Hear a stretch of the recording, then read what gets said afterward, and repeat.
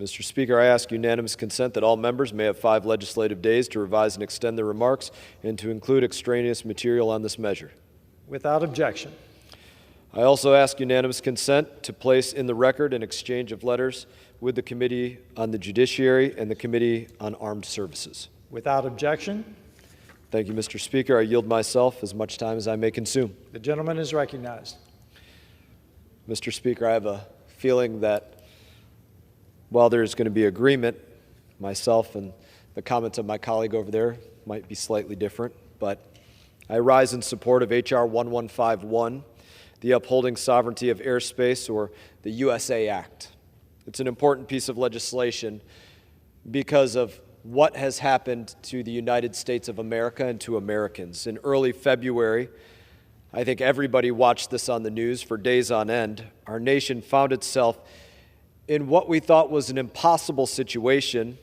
Looking up into the sky, Americans saw a strange object floating overhead. Some wondered if it was a bird or a plane. Some wondered if it was a UFO from some distant planet. It was none of those things. It was a high-tech balloon sent by the Chinese Communist Party to spy on the United States of America and all of our people. It floated slowly across North America and the full width of the continental United States from Alaska to the South Carolina coast. In states across the country, Americans saw the balloon, but what was more concerning was what the balloon saw. It conducted surveillance, it conducted reconnaissance, and it came away with intelligence on the United States of America that we did not want China to have.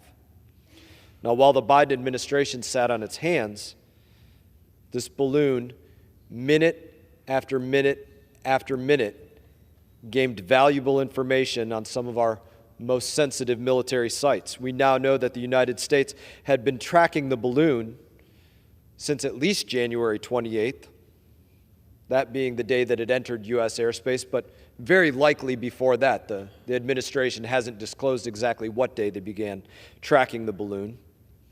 Yet the Biden administration didn't act. They didn't shoot it down, that is to say, until 7 days later, until it had crossed the entire breadth of the United States of America. Mr. Speaker, China is determined to topple the United States of America. Xi Jinping will stop at nothing to achieve that goal. We've known this for years, but in February, we saw the proof with our own eyes. This is not an abstract concern. We can literally watch it invade the American homeland. Congress needs to step up and send a clear message to the Chinese Communist Party. It will not be allowed to violate our sovereignty, to use American technology for its own military purposes, or to spy on American citizens.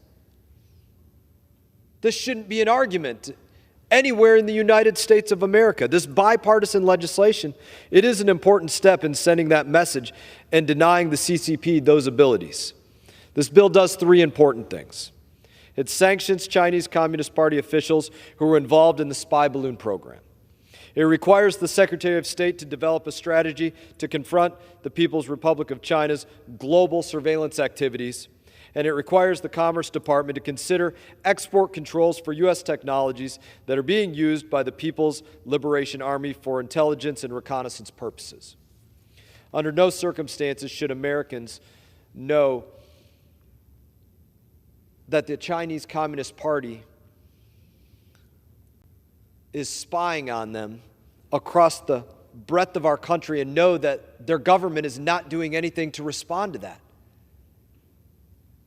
It degrades the trust that Americans have in their government, in their safety, in their defense institutions, their intelligence agencies. That can't be what America knows about its government. This has been bipartisan legislation, so I want to thank the ranking member of the Foreign Affairs Committee, Mr. Meeks, for introducing the bill. Along with Chairman Michael McCall, I encourage my colleagues to join me in supporting this bill and in curbing the CCP's malign influence in the United States. And in that, Mr. Speaker, I reserve the balance of my time.